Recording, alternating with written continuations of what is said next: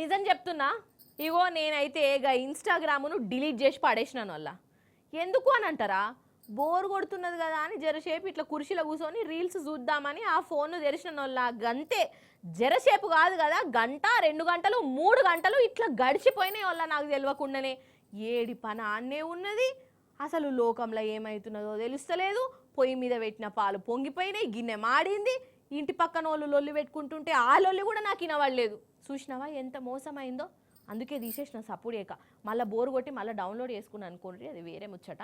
కాకపోతే ఒక హద్దు పద్దు పెట్టుకొని చూసుకుంటాను వల్ల. గట్ల నేను వల్ల ఒక డాక్టర్ సాబు ఈ దిక్కుమాలిన రీళ్ళ మీద పడ్డాడు. అటెనక ఏమైందో చూడాలి మీరు, చూసేయండి. అద్మానంకున వాడెత్తు. అయితే ఉత్తరప్రదేశ్ రాష్ట్రం లక్నో కాడనొల్ల ఈ పెద్దవ్వకు గుండెపోటు వచ్చింది. ఇంట్లో జప్ప జప్ప దావకానకు తోలుకొచ్చిర్రు. పాపమగో ఎట్లా తనలాడుతున్నదో చూడు. మరి గంత సీరియస్ ఉన్నప్పుడు డాక్టర్ సారు పనులన్నీ ఇడిచిపెట్టి ఈమెను చూడాలనా లేదా?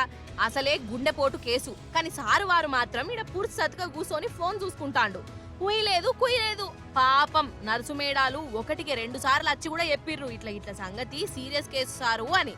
కానీ డాక్టర్ సాబు మాత్రం ముఖం చూసుడే లేదల్లా, ఫోన్లోనే తలకాయ పెట్టిండు. మరి అట్లా గంతగనం ఏం సీరియస్ ఉన్నదంటే సారు వారు ఇన్స్టాగ్రామ్ రీళ్లు చూసుకుంటా ఉంటున్నాడంట. ఇక చెప్పుండ్రి కథ. ఓ దిక్కు పానం పోతుందిరా నాయనా అని వీళ్ళందరూ ఒరుతుంటే ఈయననేమో రీళ్లు చూసుకుంటా మురిసి ముప్పందం అవుతున్నాడు. ఇక అక్కను చూడుండ్రల్లా ఎంత అవస్థ పడుతున్నదో.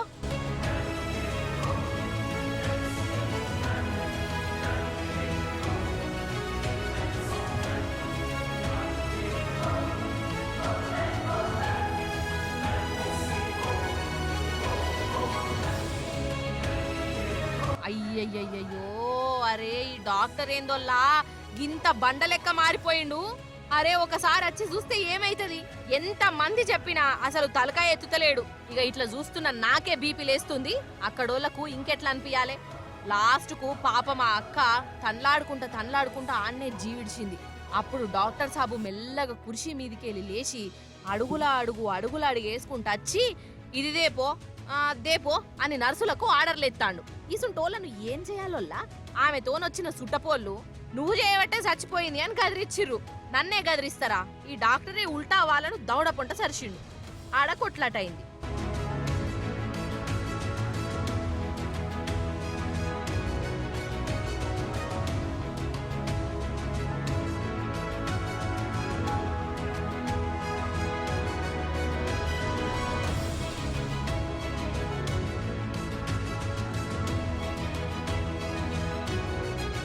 నిజం చెప్తున్నా, ఈడ తప్పు మాత్రం 100కి 100% డాక్టర్దే.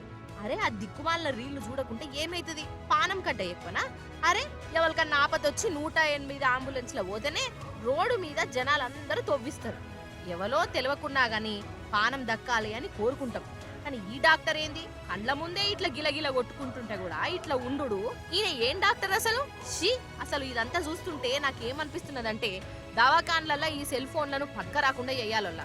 ల్యాండ్ ఫోన్లు ఉండే.